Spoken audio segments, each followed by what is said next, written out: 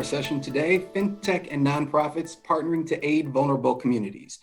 My name is Joshua Sledge. I'm a Senior Director at the Financial Health Network, and I am thrilled to be here with you today with a terrific panel of speakers. Around the horn, we got Matthew Cooper, co-founder and CEO of EarnUp. We've got Kristin Holt, President and CEO of GreenPath Financial Wellness. Ronnie Washington, founder and CEO at Onward Financial. And last but not least, Chen, founder and CEO of Propel. So our session today speaks directly to our theme around stabilizing communities. And particularly when we talk about underserved communities, we're almost by definition talking about communities that are marked by a lack of institutions that are willing to invest in them. So oftentimes it's nonprofit organizations that stand in the gap to be a source of trust, support, and guidance for vulnerable and struggling families. And recently we've seen nonprofits partnering with mission-focused fintech providers in ways that can really increase their impact on financial health and also raise the voice of their communities.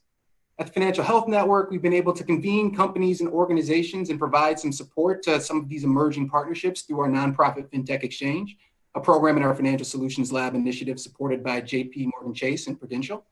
And we believe that these types of nonprofit Fintech partnerships have a lot of potential because they play on complementary strengths. Nonprofit organizations are often reaching into the hardest to reach communities, building trusted relationships, and getting a deep understanding of the multiple needs of their clients and how they all overlap.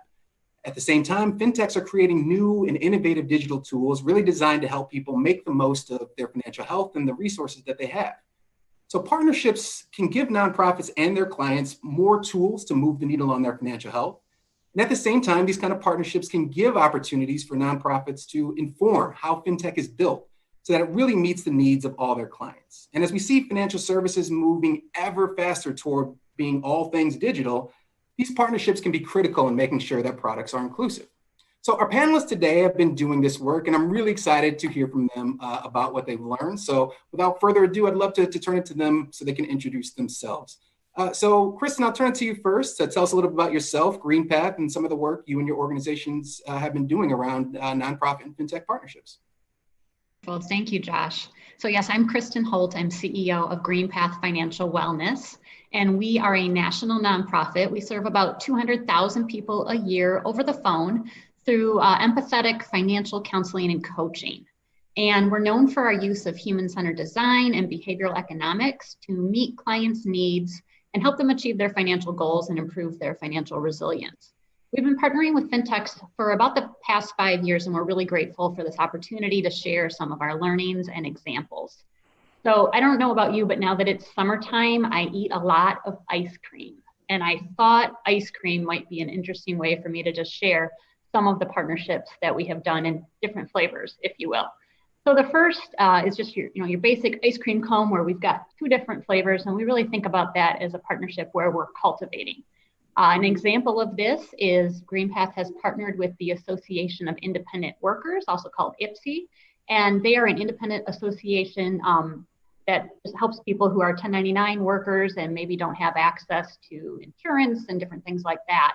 And so this really is more of a passive partnership, but they promote to their members our services for financial coaching and counseling. Certainly people have needed that a lot more, especially with COVID hitting. And then we also let people that we're working with know about IPSI and their services if they happen to be an independent worker. So it's really the simplest flavor of a partnership. Then as you move down the scale, we can think about an ice cream sundae where we're really collaborating to create something new together. And an example of that is our partnership with a company called Asset Health to create the Healthy Sense platform. This is a digital financial wellness platform for employers that they can make available to their employees. And Asset Health already had a platform for physical and mental health, but they wanted to build one for financial health. And so they worked with us and using our human-centered design and behavioral economics expertise and our content around financial wellness to create an engaging user experience and content. And today we've had about 6,000 employees who've gone through the different assessments on the platform. So that's an example of really collaborating. And then last is the banana split, if you will, and the cherry and whipped cream on top with one of my partners here on the panel with Matthew, and that's with EarnUp. So we've been collaborating with EarnUp for several years now, and we have a fully integrated system. Together, we created the Simple Payment Plan. So at GreenPath, many of our customers go on a debt management plan to handle their unsecured debts. And we didn't have a great solution for people for secured debts like a mortgage or student loans or auto payments. And so by working with EarnUp, we were able to give people a one-stop shop, if you will, to handle all of their debts in one place and really manage it against their cash flow. So instead of having one big payment due at the beginning of the month, they're able to spread that out over their whenever they get paid, and they're able to accelerate the pay down of their debt. So those are really three different examples of how we have partnered with Fintechs. Fantastic. Thank you, Kristen. Now you've got us all thinking about ice cream, and Yep. it's not such a bad thing. But I'll turn it now to Matthew, given the two of you have worked together. Matthew, would you like to tell us a little bit about EarnUp and some of the work you've been doing in partnerships with nonprofits? Yeah, I would be happy to. So thank you, everyone, for being here today, spend time on these important topics. So EarnUp is a award-winning consumer platform that intelligently automates loan payments for the 200 million indebted Americans. And our goal is really to make it as easy as possible for consumers to stay on track for their payments and get out of debt faster. And we do that through sort of a highly personalized payment and financial sort of health platform that we try to automate everything we can for the customer. So get them out of decision-making and allow sort of payments and improvements to their financial life to happen sort of automatically. We have about over $10 billion in loans that we manage on the platform right now for consumers of all types. And we partner with a variety of like nonprofits, government-sponsored entities, and corporations to distribute our product and make it better. That includes people like Freddie Mac and Bank of America, and also includes a range of nonprofits like GreenPath, which I'll talk about a little more in a second. We are very fortunate and humbled to have gotten a number of sort of accolades for the work we do with paycheck-to-paycheck consumers, and that includes being part of the Financial Solutions Lab, which was an incredible experience for us, and this community continues to be a very supportive one, and one that helps us stay sort of true to our mission-driven orientation.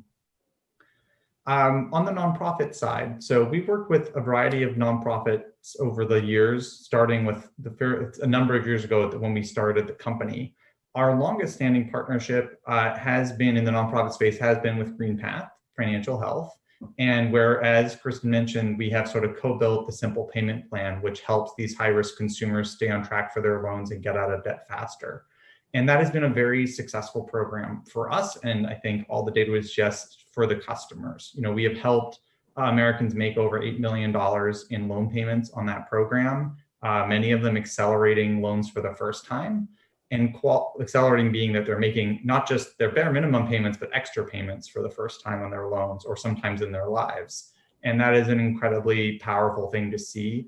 Qualitatively, we just get a lot of feedback that there's also just this emotional release of going from stress and feeling overwhelmed to just feeling like, okay, I have this covered. And that where we found, GreenPath, there's a lot of novel insights. Maybe some of those will come out later. I won't go into those now, but we continue to deepen the relationship with GreenPath on the nonprofit side. So we have just launched sort of a new pioneering program focused on helping LMI communities get into homes for the first time, the details of which will be sort of emerging, but it is live and active, and it's incredibly exciting to see that we can sort of take entirely new, almost co-develop entirely new products to solve problems that are sort of structural and ingrained. The last piece I'll just mention on the nonprofit side is that as the COVID-related recession and hardship hit these paycheck-to-paycheck communities, which we serve very hard, we have relied in new ways on our nonprofit partners. Certainly with GreenPath and a few other, that was another example where we really were just information sharing. What's happening? What are people doing? Are they budgeting? Are they saving? Are they in chaos? So getting that kind of information, especially from GreenPath, because they have a phone-based model where they're talking to all these people, and we have a lot of automated model. So we don't get the richness that GreenPath gets right out of the customer base. So that was a space where we were able to collaborate to figure out how can we respond. And we also put an appeal out. We have a number of impact-oriented investors that are themselves nonprofits, people like Acumen Foundation, K4 Foundation, et cetera. And we went to them and said, we want to provide money to the hardest hit people in our communities that we are serving on the EarnUp platform. And a number of them supported us actually in applying for our grant, which we have received, but we haven't publicized yet. It's fairly sizable that we're going to be able to basically target those funds to super high risk kind of communities that are hard hit and provide sort of an auditable kind of financial trail for that information, which is something that's very hard for a lot of these grant makers to do because we are the payment entity. So that's another space. We don't know anything about grant making, but we were able to leverage the nonprofits we have relationships with to help us kind of do something together we couldn't do alone. Fantastic, fantastic. Thank you, Matthew. And Jimmy, I want to turn to you next, given I know you and the team at Propel have really been doing some very exciting things on this front recently. Yeah, thank you, Josh. So I run a Fintech startup based in Brooklyn that builds software for people who receive SNAP benefits. SNAP is also known as the food stamp program used by about 40 million Americans across the country each month. And when I set out to start Propel, one of the things I realized is that those 40 million people get their benefits on an EBT card, which looks like a debit card. It has the funny quirk of needing to call the 1-800 number on the back of the card so you can check your balance. And so everyone who has an EBT card calls this phone number all the time to know how much they have left on their cards. We built was essentially a mobile banking app for the EBT card to replace that 1-800 number with a digital experience that is similar to what you would expect from a modern financial services platform. That is the Fresh EBT app. We launched that app about 4.5 years ago, and it's continued to grow ever since. It serves about 3 million Americans throughout the country now who use it at least once a month to manage their SNAP benefits. The average consumer we serve is a young mom who lives in a city. So about 85% of our users are female. About 90% have a child under the age of 18, and the majority live in cities. The work that we have always done at Propel is in a sector that is traditionally served by nonprofits and governments. And so we have had a number of different types of partnerships over the years to both learn from those organizations about the best way that we can serve these consumers. We are building a trusted, commonly used product and service that has a touch point on a daily or weekly basis with these consumers. And so we feel the opportunity and sort of the responsibility to learn from the people who have spent their whole careers working with this consumer base to figure out what that relationship ought to be. A few examples of the types of partnerships that we've had, and to Josh's point about the types of work we've tried to do during COVID. One example of this is a program that we recently rolled out called Project 100. Which is addressing a similar type of challenge that Matthew was touching on, which is that a lot of low-income families have been hardest hit by COVID, and as a result are just having a lot of trouble making basic needs, making it to the next month in terms of paying rent and paying bills and so on. So we partnered with a nonprofit to provide cash grants directly to people who use our Fresh EBT app. Our particular role is that because we are plugging into these various state systems to get a sense of what someone's EBT information is, that we can validate that this is someone who's in financial need. And the nonprofit is the actual organization that is providing the grant and actually transferring the capital to the consumer. So Project 100 is an effort to raise $100 million to serve 100,000 people who are struggling financially because of COVID. We've done a variety of other types of partnerships to use Fresh EBT as a distribution platform. Because we do have that relationship with low-income consumers across the country. Partnerships include the Financial Clinic, which offers a variety of financial coaching through us. The Saver Life platform offers a savings incentive. And broadly speaking, I think, we think that there are just so many organizations out there that are providing fantastic services for low-income families. And if we can be a trusted channel to help them to learn about those services and to enroll in them, then that is a true win-win. Fantastic. Thanks, Jimmy. And yeah, the Project 100, I think, is such a great example of, again, leveraging the complementary strengths and capabilities to really create a pretty powerful solution. And Ronnie, tell us a little bit more about your work at Onward, and you really kind of come at this nonprofit fintech question in a really interesting way. Yes, thank you so much for having me. My name is Ronnie Washington. I'm the founder and CEO of Onward Financial, and we do sit in a fairly unique position as a fintech nonprofit, so seeing both sides of the coin.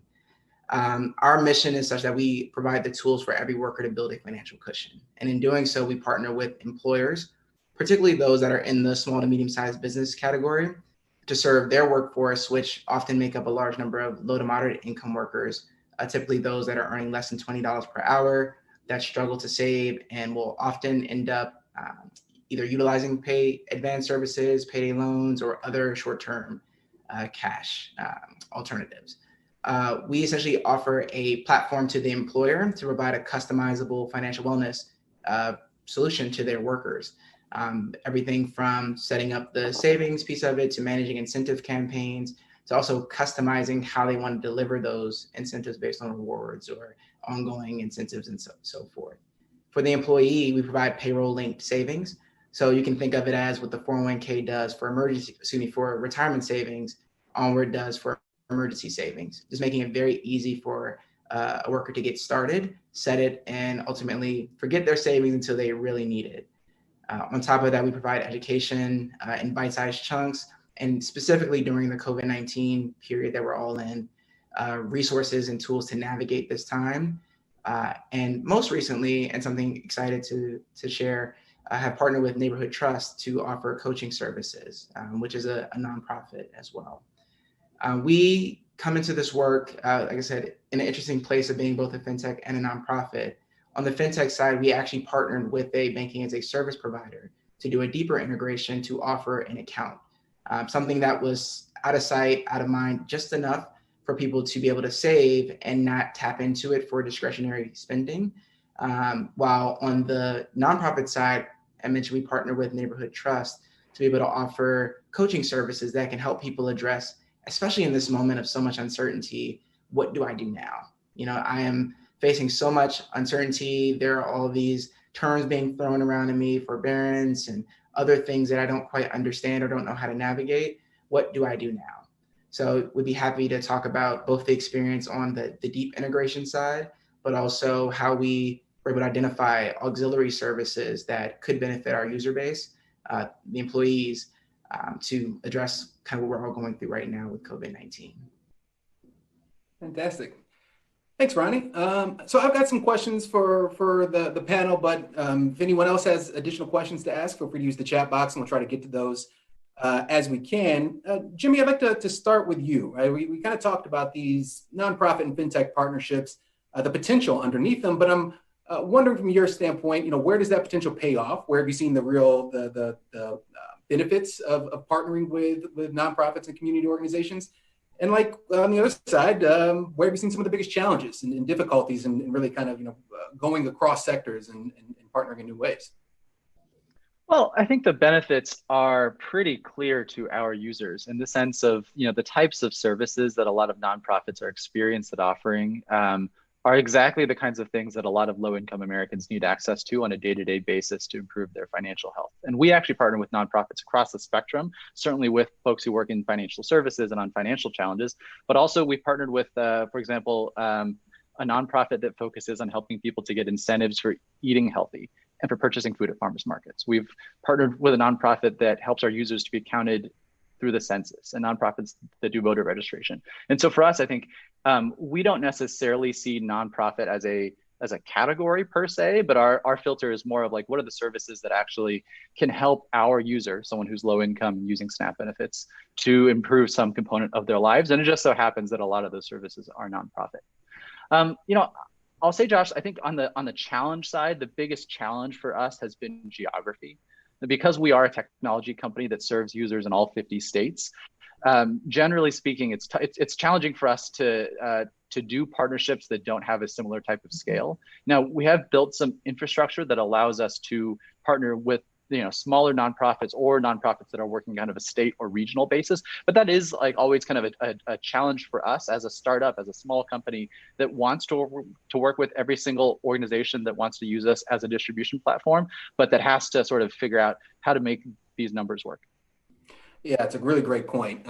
What's the right fit for both organization and companies to really make these kind of partnerships align and work for both of their purposes? That scale piece is something that we see often come up, and making sure there's good alignment there. Ronnie, I'm curious how you approach this question. You know, almost as being both a fintech and a nonprofit, where do you see some of the benefits and challenges of that kind of dual status? Absolutely. I think the first thing that comes to mind is trust, especially when it comes to partnering with nonprofits.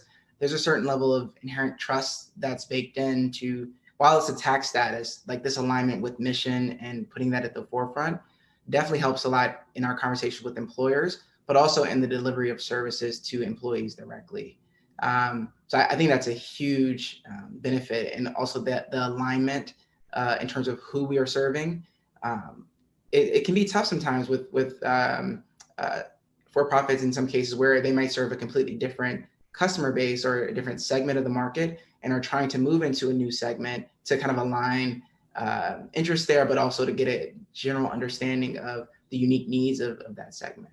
So I've been able to see kind of both sides of the coin here, but I think in general, finding that alignment, really anchoring on the trust piece of it and making sure that the segment that you, whether it be nonprofit or for-profit, are looking to serve are aligned with the overall outcomes that we're seeking in these partnerships.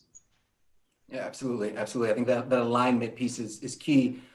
And Kristen and Matthew, I'm curious from your experience working together, what did you see as real key ingredients for getting that alignment and getting on the same page in terms of building something together? Kristen, I'll go to you first. Okay, thanks. Well, I couldn't agree more with what Ronnie said around trust. And so that was something that I think was really helpful when we first started partnering with EarnUp, because our customers are reaching us usually from a trusted referral to start with. And then we were able to explain the EarnUp platform and tool and the simple payment plan in that trusted environment. So, people who are reaching out to us are navigating a really complex world of financial solutions and things. And so they knew when they worked with us and we're saying, hey, we've got this tool, the simple payment plan that can really help manage your secured debts along with like a debt management plan, which would be our traditional product offering. It really helped just take out some of that concern that there might be with just finding a fintech directly. Gotcha. Yeah, I agree with all of that. I think I'll take the more analytical approach just in terms of structure, because I view all of our enterprise partnerships, include whether it's a bank or Freddie Mac or GreenPath, those are all partnerships to us, and most of them don't work. That's the short answer. And so I think that just a few of the things that I think make a partnership work in GreenPath has been a great illustration is like completely aligned or 95% aligned key incentives. So does what you want actually really align with what we want? And usually the answer is no in most partnerships. That's been my experience. And that has to be at every level that's required for success. So just in the case of GreenPath, let's start at, do the customer have a problem, right? Yes, and Kristen gave a little bit of detail about why, with their specific product experience they have today, why there was a pain point for secured debt.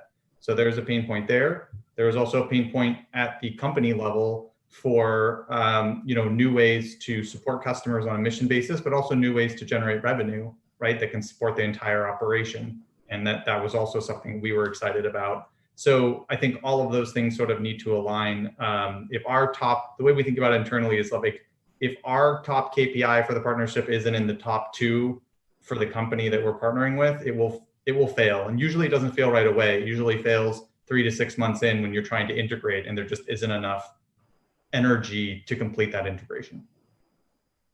Yeah, I would just add for us, we always we want it to be a win-win-win. So it's got to be a win for our client and solving something for the client, and then it has to be a win for the partner, and it has to be a win for us as well. Fantastic. So we got a question from the audience. So what would you identify as some of the key issues that are facing low-income consumers in accessing relief measures? Cash assistance, those types of things that sounds like with Project 100. Jimmy, you're doing some work with. I know all of you across the board are really responding to your client needs. Any recommendations or kind of key issues that you've seen in trying to respond with that kind of direct assistance? Jimmy, I'll go to you first if you have any insights from Project 100. Yeah, I guess I'll start with the obvious one and the one that's been covered in the media, which is that I think for the tens of millions of Americans who don't have a strong banking relationship, accessing relief funds like the stimulus payment has been exceptionally challenging. And I think there are lots of organizations out there, whether fintech or nonprofit, who are putting various solutions into play to try to address that. To me, it's just sort of an example of like, I think people generally talk about how the unbanked or underbanked in the United States, it's like a societal challenge that we ought to solve. But I think that infrastructure is laid bare when Treasury needs to send out money over the course of a few weeks, and now we're talking about sending paper checks because we don't have the right infrastructure. So that's number one. I'll say from our perspective at Propel and through the Give Directly partnership, which is Project 100, one of the other issues that we are dealing with is fatigue, which is the perspective of like the need, the financial need that low-income Americans face is ongoing. And I think, we see this in the unemployment numbers and the kind of macroeconomic things that people are saying about what the economy is doing. But the reality is a lot of our users are not any better off now than they were right when this crisis started. In some cases, they are worse off. So a lot of these measures of food insecurity, of instability in housing, of challenges with health and savings and credit, all those things, these tend to be getting worse over time. And so, there's sort of this question of like, who is going to step up to fill this gap? And it's not going to be any one player, right? It's certainly not going to be a single for-profit. It's probably not going to be a single nonprofit. It's probably not going to be just the public sector, but sort of how do these players all come together to help to bridge low-income Americans through a really unprecedented financial challenge? Mm-hmm. Yeah, and Kristen, I'm curious from your vantage point at GreenPath and some of the interactions that clients have been calling in and engaging with staff here. Are there any key challenges or common issues in the same front that you've seen people facing as they try to navigate their way through the crisis? Yeah, I think one of the basic things is just the level of stress that people are under. And so when they're reaching out to us, and they may have been trying to reach out to lots of different places and people weren't answering the phones in the beginning. So when they're finally getting a hold of a live human, they're very much in this place of scarcity and this scarcity mindset. And so, when you're under a scarcity mindset, that it's very hard to process things. And there was so much information coming at people. And so I think what we really found is that people found it very helpful to just be able to connect to a human and have someone who could listen to them and understand their situation, and then very clearly help them understand the benefits that might be available to them and how to access those. But that challenge of stress just really has affected everybody. And it's just very difficult to navigate. Absolutely. Matthew, I'm curious, we talked at the outset about this opportunity to really take the experience of these types of partnerships and use it to inform product design, to ensure that the kind of products you're offering are inclusive and really speaking to the needs, preferences, capabilities of particularly underserved communities. I'm wondering if you've had any aha moments, things through these partnerships where you learned that maybe a product needs to be tweaked a different way, or we need to engage the clients in a different way. Anything that you've learned from the experience of working with via these partnerships that's really informed your product design? Yeah, I mean, I think just using an example of the GreenPath partnership, working with GreenPath has been, especially since we started partnering very early in our product development experience, has created probably, 30% of what we've built has been somehow influenced, by that partnership. So to give an example or two, one that has come to mind for me is our core partnerships often with banks are in the mortgage space. And one of the things that's been really exciting and different is to see that through GreenPath, actually the largest number of loans, the ratio is with student loans. So just as kind of like a aha for us, it was just like, oh, there is actually a lot of demand outside of the core mortgage vertical. And that influenced basically how we thought about the core product design, because if this isn't just a mortgage app, I think GreenPath also got us on to the fact that, these customers wanted to put insurance on this product and like a bunch of other bill payments that we just really didn't think were of interest for a variety of reasons. Those are poor hypotheses. So I would say that's a pretty fundamental hypothesis for us, which is which types of loans and bills do we want to support? And are we designing a user experience around a single payment, like a mortgage, or are we designing it? So that would say that's one space that we've seen pretty big ahas. I think another aha, which is one step in the middle of the product, is I think how you distribute a product. We've learned a huge amount. How to and not to distribute a product. We've learned a lot about the GreenPath partnership, especially early on. And I think one of the learnings there that is that I think we forgot about a key customer as we thought about kind of customer first design, which I think GreenPath is been a real leader in, and it helped us learn a lot about. And so we had sort of the win at the GreenPath, EarnUp corporate levels, organizational levels, and we had the consumer piece, but there's another key customer, which is the phone agent who has to basically distribute the product. And I think just from EarnUp's perspective, I think we massively devalued that. We kind of assumed, well, GreenPath will say something and then it will magically happen because Kristen's excited. And that's just not how it worked out early on. There were all the best intentions, but we only really started to see material traction when we got into the intricacies and intimacies of like, what is this consumer experience of the agent? What information do they have? What information do they have to collect? Can we automate that as much as possible?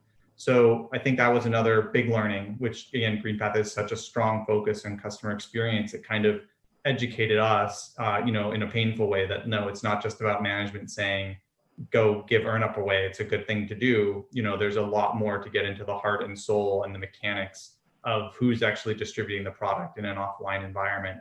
And we still use offline distribution, offline being like phone-based or in person for a good portion of the partnerships we work with, but this was really the first time we got to see that in action. Yeah, no, that's really interesting. It's something we've seen as well, that I think the insights and enthusiasm of frontline staff at nonprofit organizations, the people that are really working in communities and have developed that trust and a real sense for what their clients need, has been gold, I think, for creating the types of partnerships and products and services that are really going to meet the needs. Oftentimes, they almost serve as gatekeepers. We've seen that they are going to want to make sure that product is a good fit before they offer it to the people they're working with. And that's a really helpful point of feedback. Ronnie, we had a question for you from the audience about the partnership with some of the banks you're working with to offer the savings accounts for employees. Could you just talk to us a little bit more about kind of how you set up that partnership? Sure. So we fundamentally believe that a separate account, like I said, that was out of sight, out of mind, was a really important feature. Similar to like what a 401k does. People don't check it every single day. At least I know I haven't. But it's something that just builds over time. So after we were able to test that theory at a very small level with the actual local credit union in Kansas City, we thought about how would we deliver this on a national basis. So looking at the landscape in the ecosystem of banking as a service providers, we were able to find one that really aligned with what we wanted to accomplish in terms of generating savings for this segment, folks that may be saving $10, $20 per pay period, but that's a significant amount to them to start with. So right now we partner with Evolve Bank and Trust, which basically allows us to have a savings account and an FDIC insured bank that people can access through our application, as well as withdraw from, which is liquid, especially during now, like being able to access those emergency funds becomes really critical. So it did take some testing and learning in the first few years of the organization's life, but then we've been lucky enough to be able to find a partner that was willing to accept these deposits, but also work with us with the type of clients that we're serving. Fantastic. Again, it seems like that partner alignment, finding the right institution to understand who you're serving and really be on board to do that. Absolutely. Sounds really important. We had another question, Jimmy, around the translation of FreshEBT into Spanish. And I think it's actually notable that a lot of fintechs that we've seen in the marketplace haven't had that kind of translation. As we speak about and talk about different communities that we're serving, I'm wondering if you could talk to us a little bit about just how you made those kind of adaptations to make sure you're talking to different communities, whether you're planning on doing more on that translation front, or really how you've seen that move resonate with your customers. So SNAP participants in the United States, I mentioned there's 40 million individuals. They are not a monolith, right? You've got people from all different walks of life, all different cultures, speak different languages, and so on. So FreshEBT is translated into Spanish. That's the only other language besides English that we offer, and we very much intend to offer it in more languages in the future. The challenge is essentially an operational and technical one, which is that if we decide to translate the app into Spanish, then every subsequent piece of content or new feature that we roll out has to also be translated into Spanish. We are fortunate to have a Spanish speaker on staff who is actually the 6th employee at the company. And so she has sort of been the standard bearer for making sure that FreshEBT works for people who speak Spanish. And so that has been an incredibly I mean, it was the right decision for us to make. Currently, about 20% of Fresh EBT users are using the app in Spanish, and so that is a very sizable, portion of our user base that is currently doing that. I think we've run into this a handful of times where we've spoken to different potential partner nonprofits who would love to have us offer the app in different languages.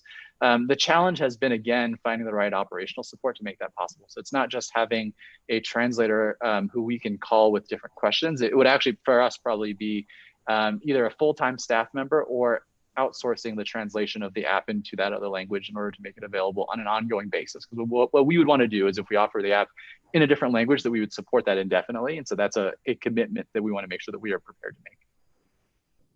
Gotcha. Yeah, I think it's an important consideration, as we continue to see the products evolve, and again, kind of creating that degree of inclusivity. It's good to hear and helpful to hear about what that means operationally for organizations working to build that out. We've got a couple of minutes. Yeah, I was just going to add to that, so that our Spanish-speaking clients was definitely a big unmet need during COVID as well, which we discovered. So many people call us who are Spanish-speaking, and while things were changing so fast, there were so many things available online for people to access, but not necessarily always translated because things were changing just by the minute. And so we found our Spanish-speaking customers really needing more help to navigate all those different things because it might not be available in the language that they needed. Interesting. Thank you, Kristen. So we've got a couple of minutes left. Thank you so much to all of our panelists for sharing. I think really some insightful comments and things for us to think about. Before we wrap, I would love to ask each of you if you could offer one piece of advice, and relatively quickly, just a sentence or two, one piece of advice for other fintechs or nonprofits that are looking to collaborate effectively. What would you say? And why don't we start with you, Ronnie? Yeah, I would say definitely align interest as well as the target group that you're looking to serve and how you're looking to serve them. And then point number two would just be make sure you have an internal champion on both sides that can really own the work and the execution of the relationship and the partnership. Fantastic. Matthew? Yes. So I think the thing that comes to mind is just ask the hard questions early. So, in these partnerships, it can be very easy for me, and I think even as we were growing as a company, to still kind of defer some of the awkward questions of how would this really integrate, or does this really make sense? Or, it's just I think the more you can bring those hard questions or around alignment, incentives, economics, mission, just hash it out, as deeply as you need to. Before you even necessarily have an LOI or as you're doing more of the preliminary stages. I think the more we do that, the better and realer our partnerships are. Great point. Those things exist one way or the other. It's good to get them out of the table early before you get too far down the road. Kristen? My advice would be to start with a small, dedicated team who is comfortable with failing a lot. Fantastic. And Jimmy, why don't you bring us home?